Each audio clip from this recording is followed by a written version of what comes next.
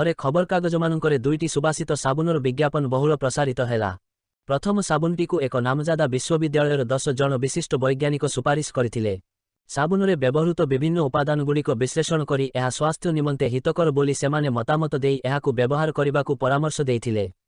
द्वितीय साबुनटीकु 10 जन बछा बछा सुंदरी अभिनेत्री सुपारिश करथिले ओ सेमानंकर विभिन्न अंगभंगीर चित्र प्रकाश करी एथि निमंते एही साबुनर अवदान रहिछि बोली सेमाने वर्णना करथिले। देखागला सुंदरी अभिनेत्रीमानंकर पसंद द्वितीय साबुनर बहुल बिक्री हेला ओ विश्वविख्यात वैज्ञानिकमानंकर सुपारिश पाइथिबा प्रथम साबुनटी आदौ बिक्री न होई बजाररू विदाय नेला। बंधुगण, विश्वविद्यालय ओ वैज्ञानिकमानंकर गभीर अनुसंधान कौन कामकु आसिला।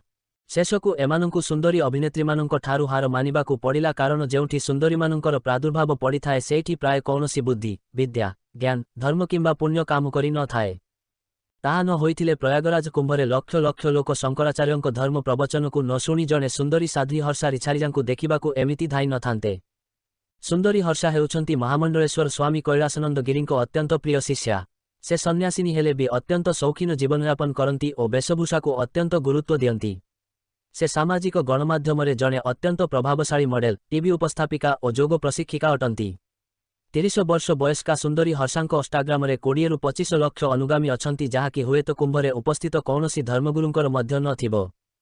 कौतूहलर विषय हेउछि जे हर्षा साधु सन्थंक सदृश रथरे बसी अमृतस्नान पाई एक आखड़ा शोभायात्रा जाइथिले।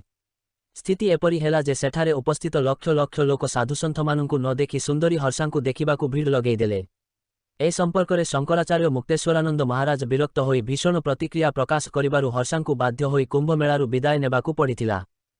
प्रश्न उठे, एठारे एते धर्म, पुण्य, ज्ञान और धार्मिक प्रवचन सबु कौन कामकु आसिला। शेषकु समस्तंकु एक सुंदरींक सौंदर्य पाखरे हार मानिबाकु पड़िला। नीलनयना षोडशी मोनालिसा एहार एक ज्वलंत उदाहरण। मोनालिसा जणे मालिनी जीए कि प्रयागराज महाकुंभरे माला और रुद्राक्ष बिकिबाकु आसिथिला। आखि दुईटी ताहार थिला एक सीमाहीन नीलसागर सदृश, जेउठी बुड़ पकाइबाकु लक्ष लक्ष लोक धाड़ी बांधिबारे लागिले। तीर्थयात्री और श्रद्धालु माने संगमर जलस्नान छाड़ी मोनालिसार नेत्रस्नान रे उबुटुबु हेबाकु चाहिले। कोटी कोटी जनसमुद्र भितरे मोनालिसा पाल्टिगला एक रोमांचकर आकर्षण।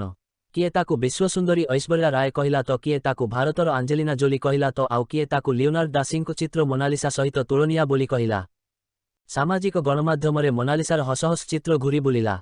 मेलार नाही नथिबा भीड़ भितरे एही सौंदर्य पिपासु माने मोनालिसार सामान्य झलकटिए पाइबा पाई पागल होई उठिले। सते जेमिति एहार दर्शनरे सेमानंकर जुग जुगर पाप क्षय होइजिबो ओ जन्म जन्मर तृष्णा मेंटिजिबो।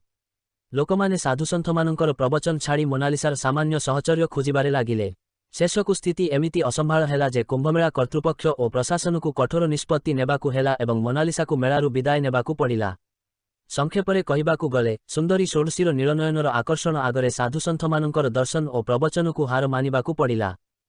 प्रश्न उठे, एठारे एते धर्म, पुण्य, ज्ञान और धार्मिक प्रवचन सबु कौन कामकु आसिला। शेषकु समस्तंकु एक सुंदरींक सौंदर्य पाखरे हार मानिबाकु पड़िला।